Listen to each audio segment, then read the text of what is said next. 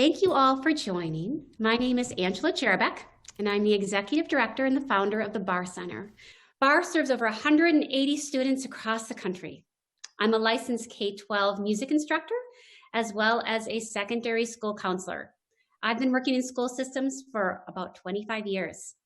We are really excited to be joined today by the SAS Principal Education Advisor, Melody Shop. She was also the former South Dakota Secretary of Education. Melody has 2 decades of experience in numerous capacities before her appointment as a cabinet secretary. We are looking forward to having a conversation about something that's so important. It's how the future of education is going to look. I think a really important paradigm to be shifting as we start this conversation is there's always been this conversation about let's get our students ready for school.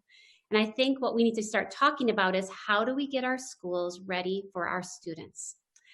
I'm incredibly honored today to have John B. King join us. John is the 10th U.S. Secretary of Education, and he served under President Obama. He's currently the Education Trust President and CEO. Education Trust is a national nonprofit organization that seeks to identify and close opportunity and achievement gaps from preschool to college. John began his career in education as a high school social studies teacher in Puerto Rico, as well as worked in Boston, Massachusetts as a middle school principal. I want to thank you again for being here. I'm really excited about this conversation, and I'll hand this over to Melody to have her start guiding our conversation. Well, thanks, Angie. I'm so excited to be together with the two of you today. So we have 3 topics that we're going to talk about today, including, of course, the importance of relationships. First of all, what are the learnings from this COVID educational climate? Secondly, what has this time taught us or brought to light? And last, how do we need to use data to ensure that each and every student succeeds? So John, I've heard bits and pieces of your story previously and would really love for you to share more about your education experience and how those critical relationships have helped to shape where you are today. Sure. Well, first, it's great to join you and Angie, and I look forward to the conversation. For me, school saved my life. I grew up in New York City, grew up in Brooklyn. Both my parents were New York City public school educators. My dad was a teacher and then administrator. My mom was a teacher and then a school counselor. She was actually the school counselor in my elementary school when I was a kid. And we talked about school all the time. School was the sort of subject of conversation in our house each night. And they both spent their whole lives working in the New York City public school. They couldn't have known the difference that school would make in my life. They both passed away when I was a kid. My mom passed when I was 8 in October of 4th grade. And then I lived with my dad, and he passed when I was 12. And my dad had Alzheimer's. And so home was really scary and difficult. And nobody knew he was sick. It wasn't diagnosed, but he was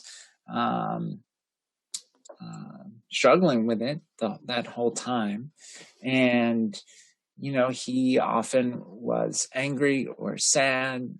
Some nights he would talk to me, some nights he wouldn't. And so home was this place that was very inconsistent and unstable. And the thing that saved me was school, the consistency, the nurturing relationships at school. I was very fortunate to have a series of New York City public school teachers who gave me a sense of hope and purpose and created this space where I could be a kid at school when I couldn't be a kid at home. By the time my father was really sick, I was figuring out how to do everything in our house, how to get food in our house, how to keep our household going. I was signing checks for my father so that we could just keep the power on in our house. And so home is really hard, but that series of great teachers really saved my life. I remember the things we did in 4th, 5th, 6th grade like it was yesterday. I had a teacher who looped with us, Mr. Osterwile, which is very unusual in New York City public schools. But it allowed for this stable relationship. but also these amazing academic experiences. We read the New York Times every day. We did productions of Alice in Wonderland and Midsummer Night's Dream, and I remember those experiences so well. It was this space where I could really enjoy learning. And even after my dad passed and I moved around different family members, different schools, it was always teachers who gave me a sense of hope and purpose. But then, when I was a teenager in high school, and both of you have seen this, as a kid who experienced trauma, as often happens, I was really angry in high school. And I would get in trouble a lot. And I actually got kicked out of high school. I always tell folks I'm the first U.S. Secretary of Education to have been kicked out of high school.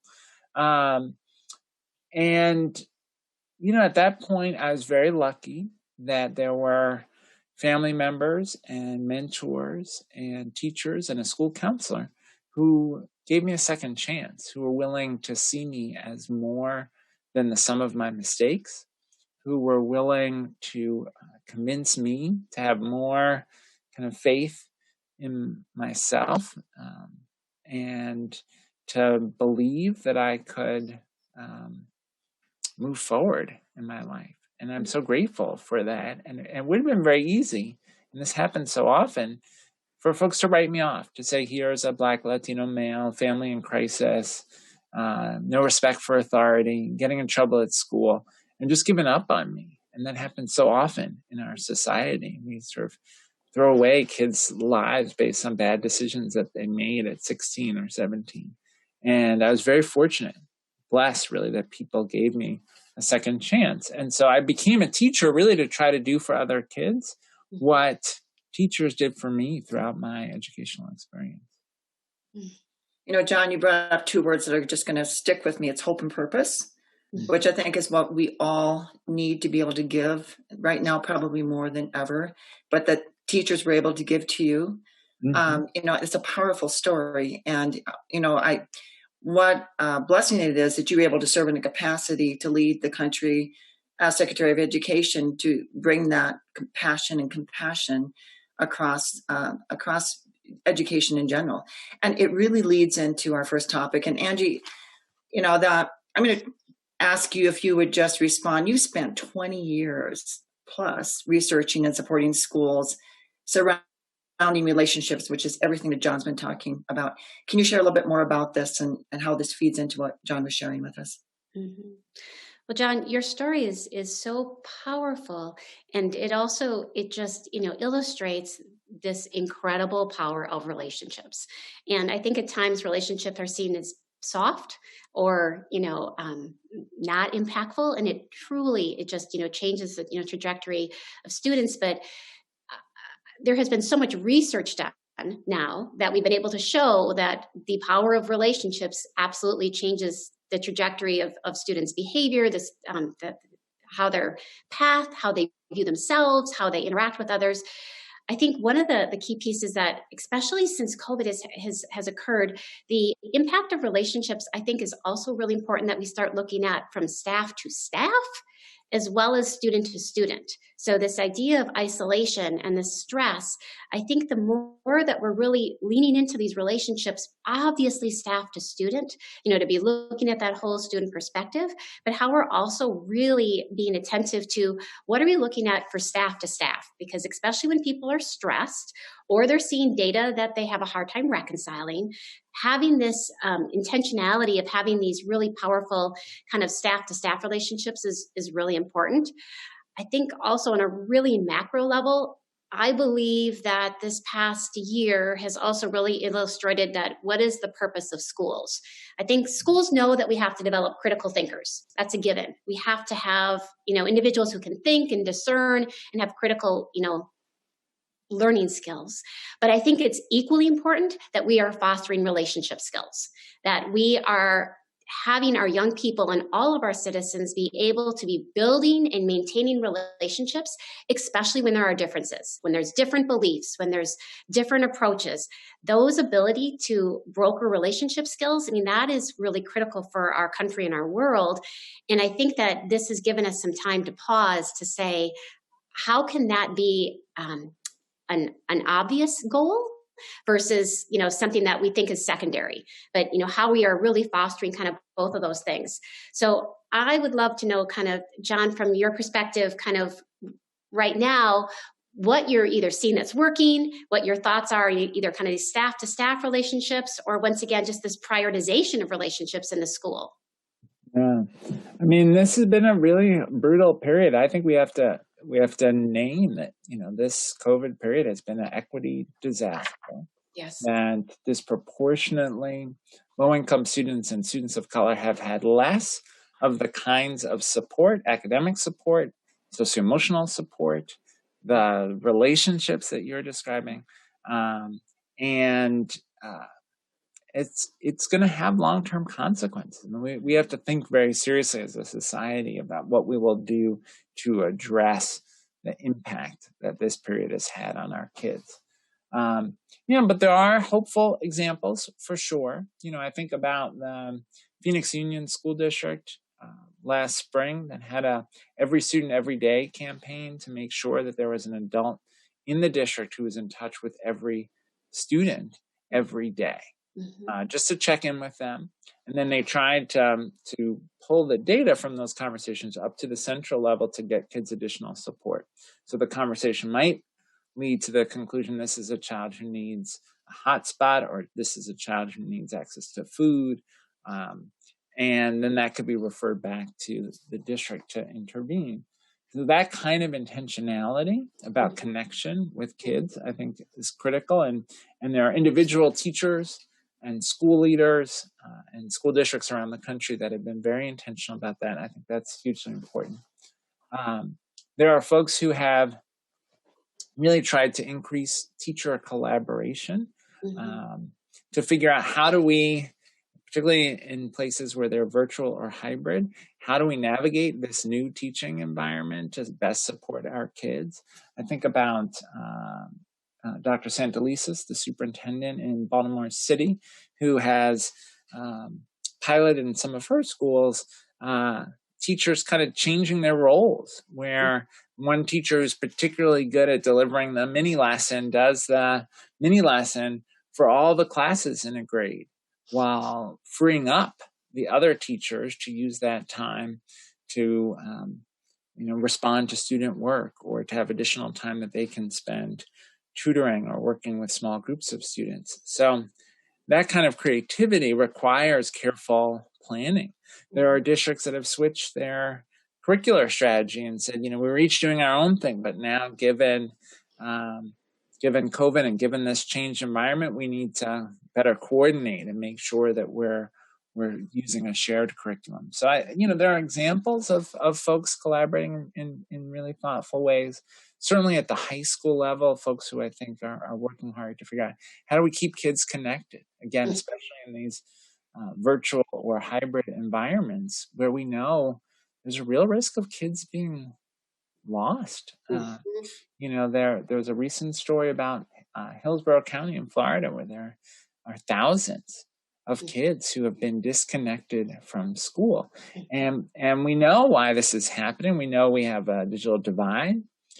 We called it the homework gap before COVID, but the reality is 79% of white families pre-COVID had reliable internet access, 66% of Black families, 61% of Latino families. Districts have done extraordinary work to try to close that gap, but the reality is there are still kids who can't get on the internet, particularly high needs urban and high needs rural kids. There are still teachers who can't get reliable internet access. There are still kids who are doing their schoolwork on their mom's cell phone. And so that level of isolation and disconnection is a real risk. And, there are high schools that have been very intentional about how do we intervene with kids? How do we adapt the schedule if kids have to work? How do we create a different schedule so that we can support them academically? So this is a period that has really called for an unprecedented level of collaboration and attention to relationships, just as you say. But despite all the great work, the reality is this has been a really hard period, and it's taken a toll on kids and parents' stress level. And we've done some polling at EdTrust. Parent stress is through the roof. especially parents of kids with disabilities. So we have a lot of work to do to sort of to heal from this period. And hopefully we also will do the things necessary from a public health perspective to move us to a safer future more quickly. Do you know, I have a couple, your illustrations of the schools and that power is so poignant. But one of the strategies, we have many of our schools are in under-resourced areas, and many students were just gone. I mean, when you talk about lost, they're literally lost. And some strategies that the schools have used, which I think is so powerful, is actually using peers. So the students who are showing up, they then reach out to those students and say, hey, could you connect with Melody? And could you have Melody just reach in? I know Melody hasn't done any work. I just want to make sure she's okay. But we had a really large school in the beginning, almost a third of their kids were missing. And within the 3 weeks, they at least had a handle on all their students. But that deployment of those relationships, that strategy is dependent on the staff having a relationship with some of the students. So the students can then leverage their relationship to continue to at least keep that semblance of community in place, which that's obviously step one. Prior to other pieces, which I know Melody will get us to, the learning loss is another piece where it's like, right now, can we just make sure that you're safe? Can we make sure that basic needs are being met? And how do we, do this? But I do have to say, this incredibly painful period, I think, has also just highlighted the need that we need each other. And we need each other in ways that we now, it's not a possibility to work in a silo, So, and I even think in terms of high schools, we have been able to have a number of teachers say, I'm going to be honest, John didn't talk to me when he did come to class. So the fact that he's not showing up for my class now is not shocking. And I'm going to get out of my own way, but to say, is he connecting with anyone at school? And that's what we need to stay focused on and be able to say, how can we as a community really make sure that we're doing what we can to kind of mitigate these risks. But it is humbling, as well as, I think, illustrative of how powerful that we just like this idea of connection. We can't dismiss. It's just, it's so important. I'm hearing from the two of you that a couple of things I really resonate, and I think we can take away from this, is the importance of intentional connection. It's not just hoping that it's going to happen. And then, John, you also mentioned this collaboration that's so important. So those two things, when you think about them, they all go back to the importance of relationships. I mean, and truly. And so I'm going to move us on to the second topic, keeping this conversation going. But John, you brought up about the distance learning and how, this has been difficult. In fact, we just read an article the other day. It's been cited that it's been a complete failure. Teachers are facing obstacles. They don't have the adequate technology. Kids don't have the adequate technology. They don't have the training. They don't have the ability to do the instruction on the platforms that they're using. There's this whole misalignment of resources as we continue to try to innovate. So Angie and I have had this conversation. So Angie, challenge me on this one, because you and I have had this conversation where, I read this and it's like, oh my gosh, it's such a failure, but you've given me some hope. And then John, we want you to respond to that as well.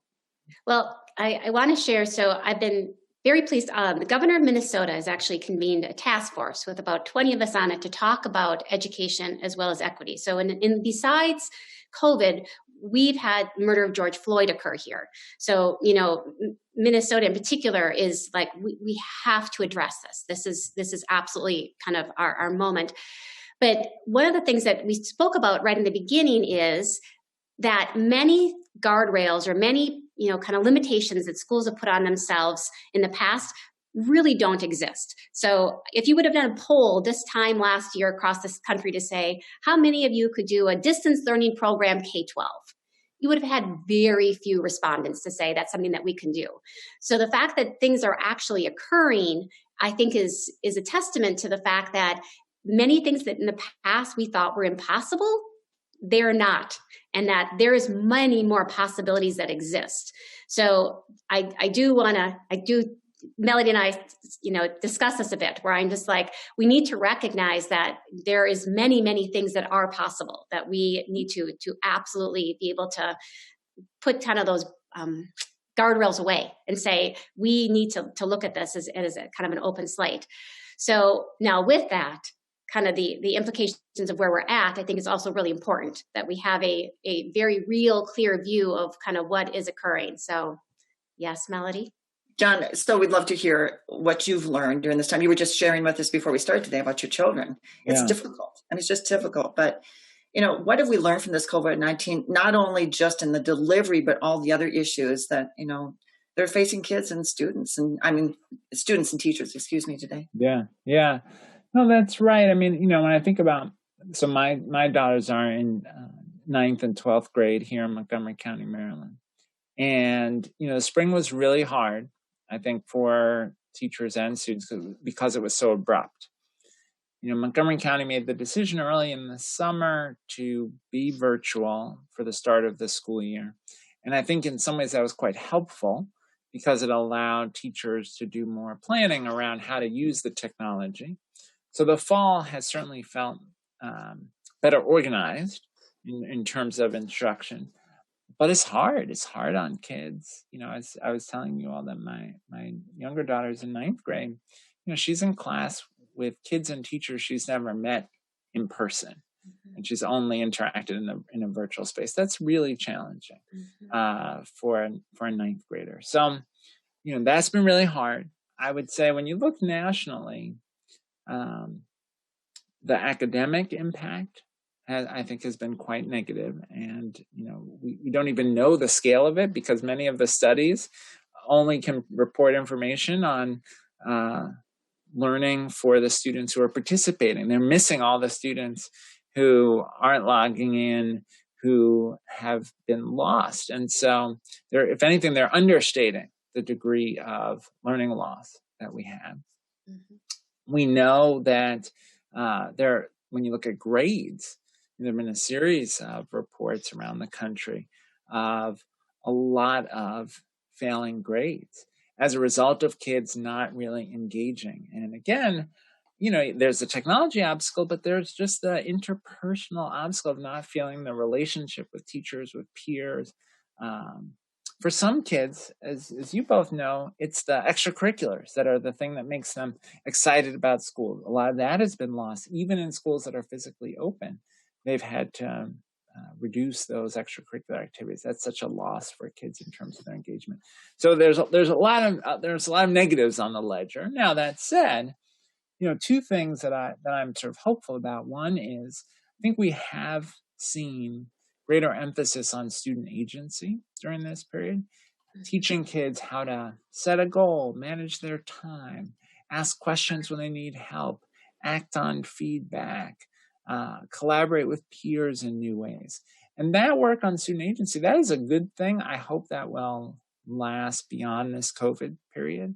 I think kids have had to develop some student agency skills, and teachers have had to think through how to support the development of those skills.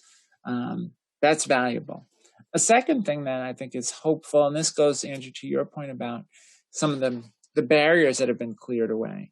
We should never again have the problem, and you know this well, Melanie, from your experience as a state chief, we should never again have a kid who is told, you can't take AP Physics because we don't offer it here in this building, right? Because we have learned that we can, through online and blended learning, eliminate those barriers to course access. So I am hopeful that when we emerge from this period, that some of the historical challenges we've had around particularly rural kids, high needs urban kids accessing AP classes, the sciences, dual enrollment opportunities, hopefully some of those barriers will now be cleared away. Mm-hmm. So John, I've heard you say before, maybe this is what you refer to, but you stated that we don't want the normal before COVID that was leaving kids behind. Mm-hmm. Let's rethink how we can do this to meet all our kids' needs. So I'm quoting from something I've heard you say. Is there anything more you want to add to that? I mean, I think the two examples you gave are great examples of that, but we really don't want things to, we've learned a lot from this. Is there anything you could add to that? Yeah. Look, I mean, COVID has revealed and exacerbated inequities that existed pre-COVID, right? From the digital divide to the differences in the kinds of professional development that have been available in districts depending on their resource levels. to access to counselors, right? That's not a COVID problem. That we know before COVID, we had 1.6 million kids going to a school where there's a law enforcement officer and no school counselor. So that's a problem we need to solve.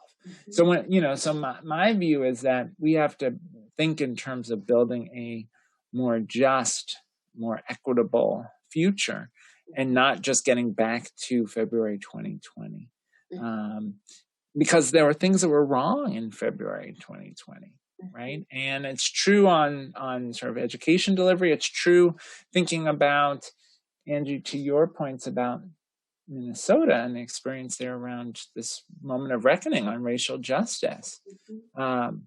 We had huge discipline disparities across the country.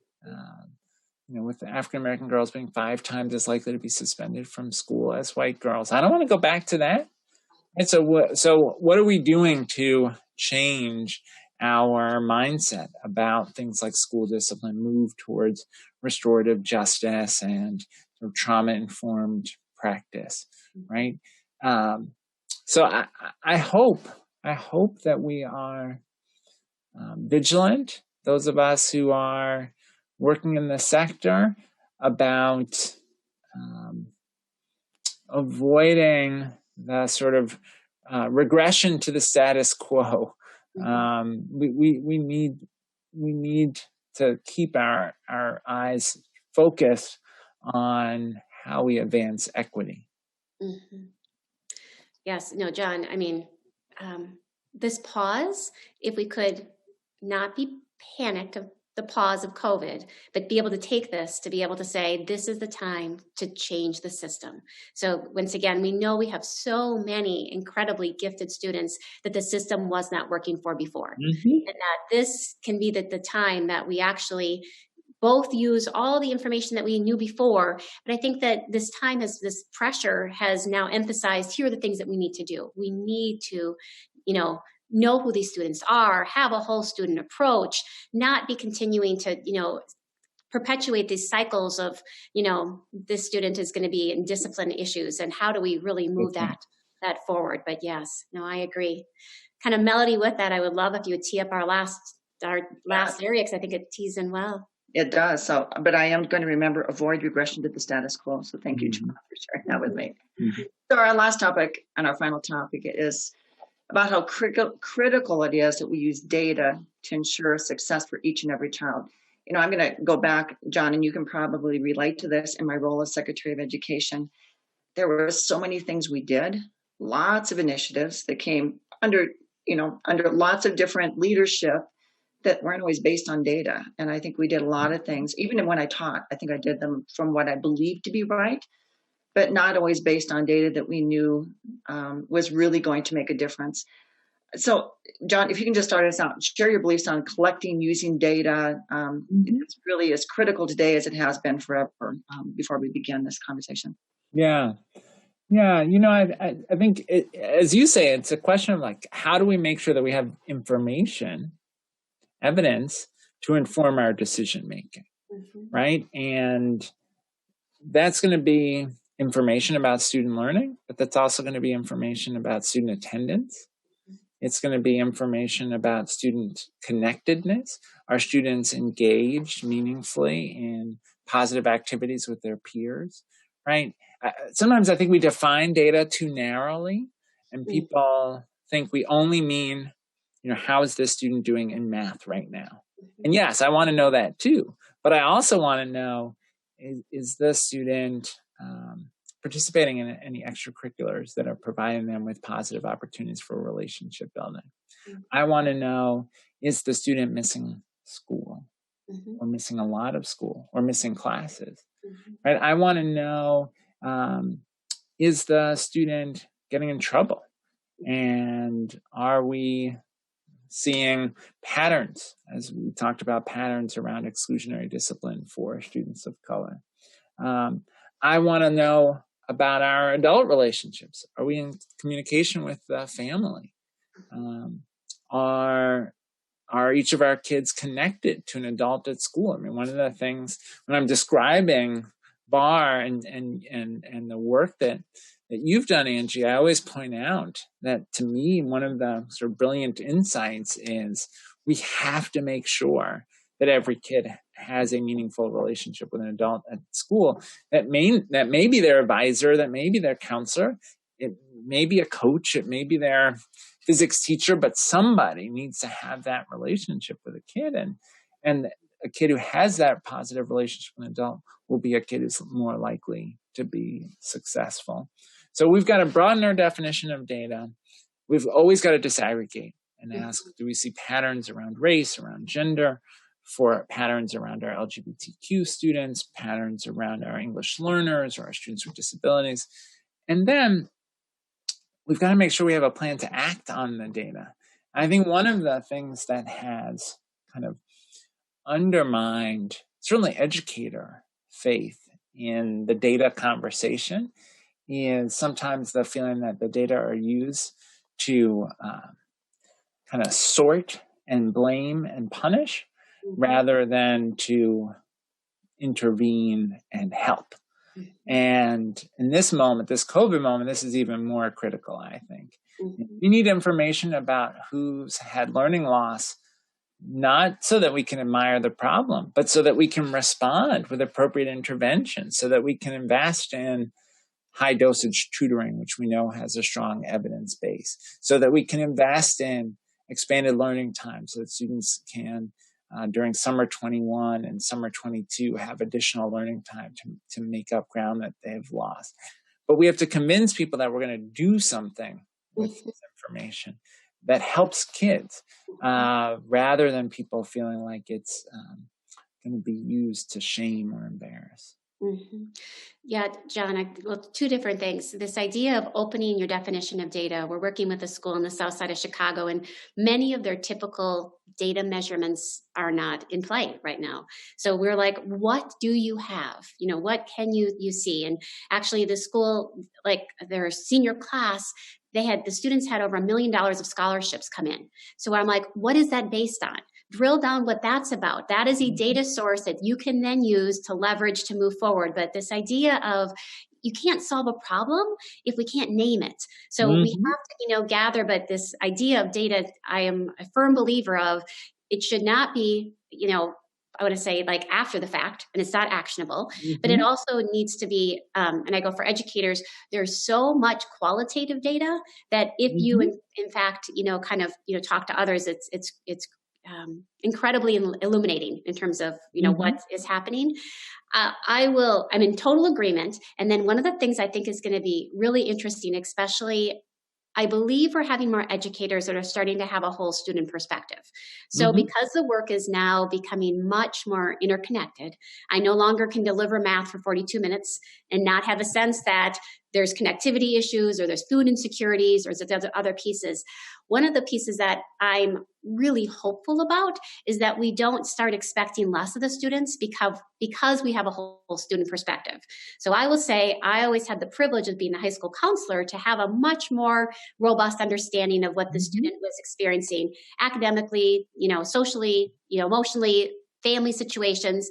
But at times when I would bring that to a classroom teacher, they would be, oh my gosh, I'm so sorry, and then be in some ways lowering the expectations for the students. And I think there's a critical piece to make sure that as we're learning this, we should recognize how resilient the student is, the fact that no other adults knew this and they're still here. And now that we are aware of this, we can help remove these barriers. But the expectations for the students absolutely, I think, have to remain the same, or if anything, increase, because you're going, look how much they have done without this awareness. So I think that's a piece as we're starting to work with our schools, that we're like, you need to know who the student is. You need to collect data in all forms, and you need to recognize that their resilience and their possibilities are really incredible. And we shouldn't be somehow entering a cycle that because we now know we're going to expect less. We need to be supportive, but we need to have really incredible high expectations for them. Absolutely. I mean, you're, again, one of the insights that I always describe when I'm talking about BAR that I think is so impressive is this idea that you've got to build on kids' assets, that every student, every child has strengths, and that part of the strategy to help them with the things that are difficult is to leverage their strengths and nurture those strengths and talents. And again, one thing that I hope comes out of this period is the need to really know each child individually, to think through where are those opportunities to leverage their talents and assets. I think about Northern Virginia Community College this past summer used their CARES Act dollars to offer free online community college courses to any junior or senior in their region of Northern Virginia. And they had 5 courses that they knew they were going to teach. And so it was really quite financially reasonable for the college to do this. And they offered those classes. And I am certain that for some of those 11th and 12th graders, that is the thing that will cause them to go on to college. That experience. Oh, I did really well in that cloud computing summer course at Northern Virginia. That is for me. That is a future that I could see for myself. And so that's not addressing a deficit, that's creating an opportunity to really accelerate students based on their kind of interests and passions. Yeah. Well, I keep thinking one of the things that we need to be asking now, but in the future, when we talk to the students, is have their dreams changed since COVID? So the fact that the circumstances have their dreams changed for their future, and I'm doubtful that many of the dreams have changed. Maybe they've adapted, but this time has not changed their dream or what they saw as a trajectory for where their life needs to go. So, but that kind of broader, sense, as well as, I know you have an affinity for data, and I know I have an affinity for data, but I am just like, this is such an important time that we need to be hopeful and purposeful and recognize where we're at and where the individual student's at, and on all levels, because even if a student is, getting good grades, how are they is such an important question that someone now as well needs to be able to assess, because back to what is the school's purpose? Yes, we want critical thinkers, but we need healthy, thriving young people who are going to populate our society that can build a relationship. So how can we make sure that they're getting the supports that they need, and kind of moving all those things forward? The two of you brought up these really important thing about supporting each and every student, because I think the conversation right now, when we hear these stories and they're true, but they're just dismal, it's about this massive learning loss, but we don't talk about, and you brought this up before, John, earlier, but the learning loss for each and every kid, and those hopeful things that each of you have just, talked about, that if we need to know about the individual student, if we're going to really make progress, so as you stated, we're not going to celebrate the problem, but we need to have some real specific strategies and approaches to minimize that learning loss and to really take care of the whole child moving forward as we go. Yeah, and we have, I think, an opportunity to help kids kind of see hope and possibility for themselves even in this moment. And it's tied to data. I think about something, this will be close to your heart, Angie, as a counselor. FAFSA completion. Right. If you complete the free application for federal student aid, you are more likely to access the resources you need for college. And actually, we have evidence that suggests you're more likely to go to college. So if I'm in a high school, I should be obsessed with making sure every kid who might be eligible for federal aid has completed that FAFSA, right? So we want certainly all of our students to do that, and then they know, oh yeah, there's money available for me to go to college. Now I have something to look forward to. I may have a hard moment now because I don't have my extracurriculars, because we're going virtual, because I don't get to see my friends, but I can look forward to this new set of opportunities, and I know I've taken a step towards that. I've done something to get there because I've completed the FAFSA. And so I think for every kid, we have to be thinking about how we're going to feed their hope, because it's bleak when you don't get to be with the people you care about. Absolutely. Well, I really want to thank you for joining this conversation today. This is incredibly humbling to hear about, all of the things that are happening. I think all of the opportunities we have in front of us. Sometimes it takes these really tough moments to make these important critical decisions that are going to move this trajectory going forward. But I'm incredibly grateful that you took time today, both John and Melody, to have this conversation. And I look forward to thinking of new ways that we can continue to help our young people and our society grow.